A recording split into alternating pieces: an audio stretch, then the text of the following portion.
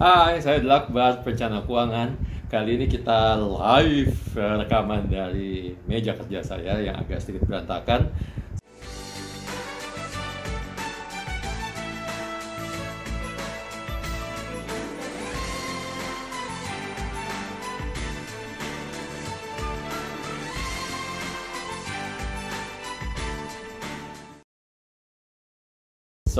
Kita mau bahas apa hari ini? Oke. Ada pertanyaan, ini sering banget ditanyain ya sama orang-orang, baik itu lewat sosial media maupun pada saat talk show. Pokoknya di mana-mana lah, setiap kali kesempatan bertanya pasti salah satu pertanyaannya pasti keluar. Mas Akbar, kok saya boros banget ya? Gimana caranya untuk bisa nabung setiap bulan? Gimana caranya supaya nggak boros? Karena saya kerjanya belanja mulu gitu ya, belanja online mulu gitu kan, beli baju mulu gitu. Nah, sementara kalau ke mall ya belanja juga, keluar mall tuh harus bawa tentengan katanya, kalau nggak bawa tentengan nggak afdol gitu ya. Nah, mungkin ini sounds familiar juga buat teman-teman yang nonton. Kira-kira ada nggak sih yang kayak gitu, yang kerjanya memang kok harus belanja mulu ya, bahkan belanja online itu lihat-lihat baju di Instagram gitu ya, di marketplace itu kan banyak sekali yang jual-jual baju dan diskon-diskon dengan harga yang menarik gitu ya dan terjangkau. Nah, itu yang menyebabkan banyak orang kemudian mengeluh, kok kenapa ya keuangannya jadi berantakan atau jadi bocor gitu ya, atau jadi nggak bisa nabung tiap bulan, intinya gitu, nggak bisa investasi. Nah, sebenarnya ada beberapa cara untuk kita bisa nabung dan investasi setiap bulan dan mengerem kebocoran dan mengerem keborosan kita. Ya. Nah, salah satu yang mungkin kita bisa pelajari dan saya akan share hari ini adalah cara yang relatif menurut saya pribadi sih paling ampuh ya, dan ini saya praktekkan juga langsung gitu ya. Jadi dan nanti bisa teman-teman ikutin juga dan bisa praktekkan juga. Apa itu?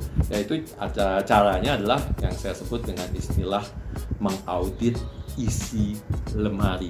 Iya. Apa sih audit isi lemari? Nah, kita bahas pelan-pelan ya, kita punya jeda waktu cukup panjang.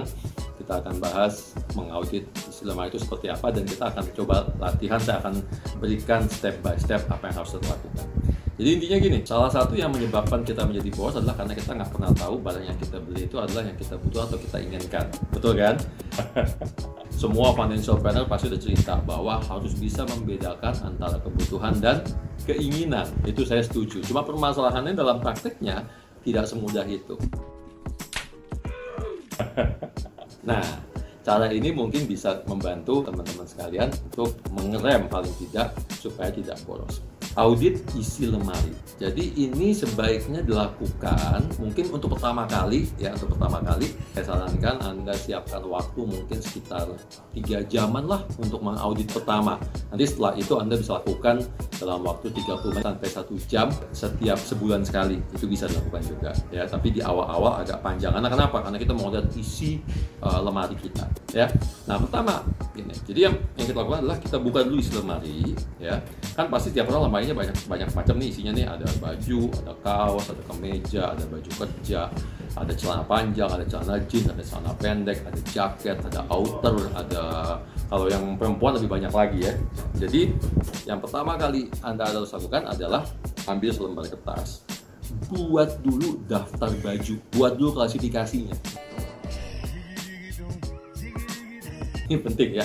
Jadi tadi misalnya klasifikasi pertama, kalau laki-laki kayak saya berarti ada baju kerja, ada kemeja kerja, ada kemeja formal, ada jas misalnya, itu satu ya kan. Terus kedua, baju pergi dan baju main misalnya, itu jadi satu ya, yang agak sedikit formal gitu ya. Jadi kemeja pergi, kemeja main gitu ya. Mau lengan panjang, mau lengan pendek itu biasanya bisa disatukan atau bisa dipisahkan. Itu dua. Ya, terus kemudian ketiga, kaos ya. Kaos pun ada terbagi dua lagi ya. Misalnya kalau laki-laki itu ada polo shirt ya, pakai kerah, ada kaos yang biasa, kaos oblong kayak gini gitu ya, kaos biasa, t-shirt gitu kan. Kemudian ada juga mungkin batik ya. Ini kan pakaian kita juga, kadang-kadang beberapa orang suka pakai batik setiap hari Jumat gitu ya. Kalau saya pakai batik biasanya kalau pas acara-acara di kementerian, di BUMN yang agak-agak semi formal, tapi saya nggak mau pakai kemeja, nggak mau pakai jas gitu karena mungkin panas dan sebagainya, saya lebih milih pakai batik misalnya, sopan, lebih formal dan sebagainya. Terus juga ada baju muslim, busana muslim, kalau laki-laki biasanya baju koko, ya kan, atau baju-baju daerah lain. Nah, itu ada beberapa jenis baju. Kemudian kalau celana udah jelas, kalau cowok laki-laki ada celana bahan, ada celana jeans, kemudian ada celana pendek biasanya ya, celana kaki, kemudian macam-macam lah ya, itu boleh dibagi beberapa klasifikasi. Kemudian ada lagi sweater, kalau yang suka pakai sweater atau luaran kayak outer gitu ya, atau ada juga di luar jas. Kalau saya punya jas yang tipis, saya sebutnya sport jacket ya, atau jacket lah gitu ya, itu juga. Nah, ini klasifikasi ini penting karena kenapa? Kita mau mulai masukin nih, bener-bener ya, kita akan hitung berapa jumlah piece baju yang ada di masing-masing kategori.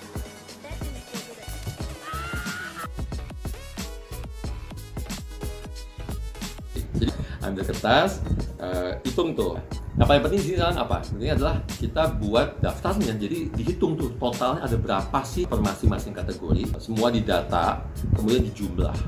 Kemudian dihitung persentasenya dari masing-masing kategori tadi. Misalnya total saya punya, ternyata baju dalam macam, saya punya celana dalam macam, saya punya 50 pieces.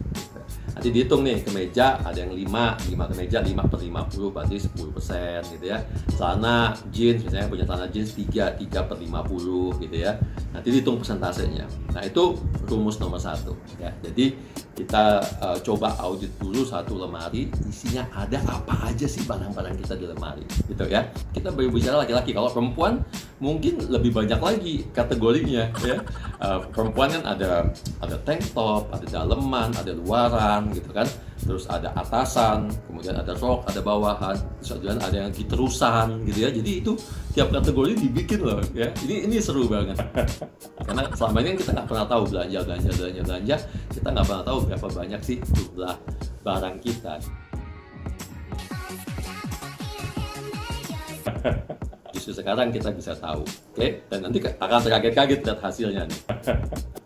Ya. Terus kedua, identifikasi berapa banyak dari baju yang sudah kita beli itu yang, nah ini penting nih, yang masih ada price tag-nya nempel.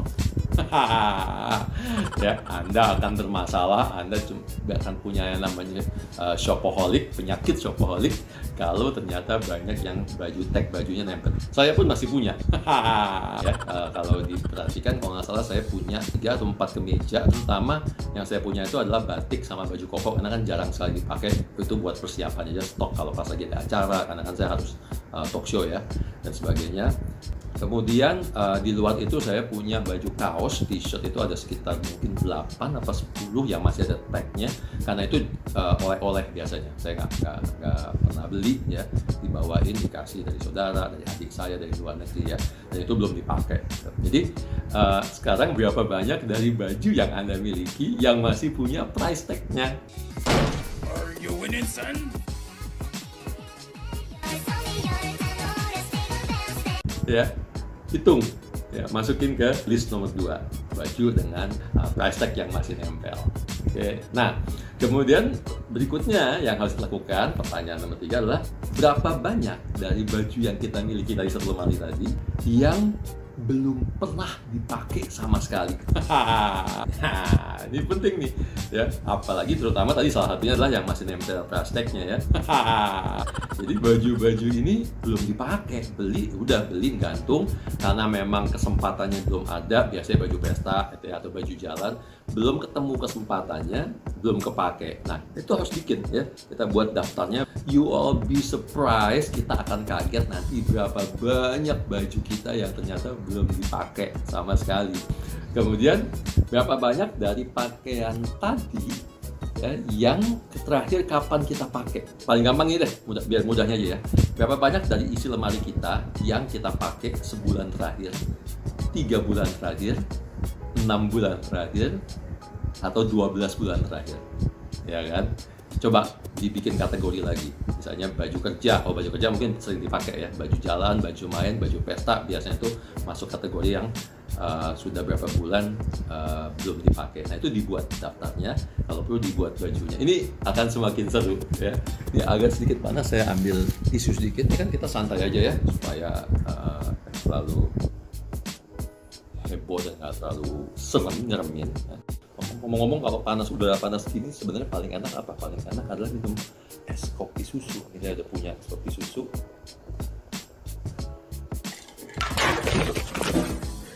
Esnya udah siap, tinggal susunya. Ini ada, saya punya langganan saya, namanya es kopi susu Freverito ya.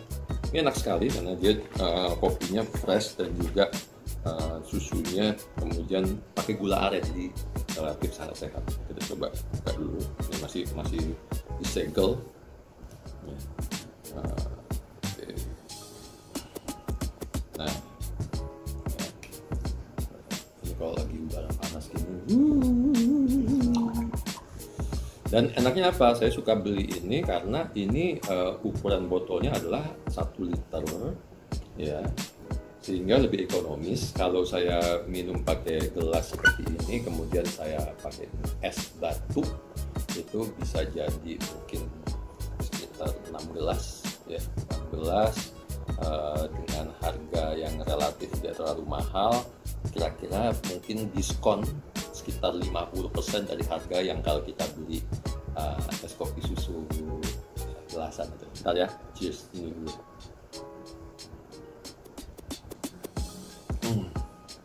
Aduh, enak banget, seger banget.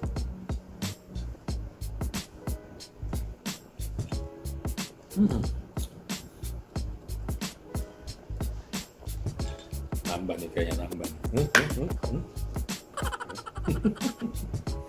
Apa, kita santai aja. Ya, ini sangat ekonomis, bisa disimpan, relatif tahan di kulkas. Kalau disimpan bisa 3 hari, 4 hari. Tapi sebaiknya kalau pas sudah dibuka sih harus diminum cepat ya, 1 sampai 2 hari, maksimal 3 hari udah harus habis. Karena kalau nggak nanti dia basi, karena kan ini semuanya fresh ya. Minimal maksimal 3 hari lah udah harus habis. Tapi biasanya kalau kayak gini mah lihat aja nih ya, belum apa-apa udah segini tuh ya, udah hampir 1,5 gelas biasa udah kita habisin. Jadi sebenarnya sih cepet lah ini, setengah hari, sehari udah habis.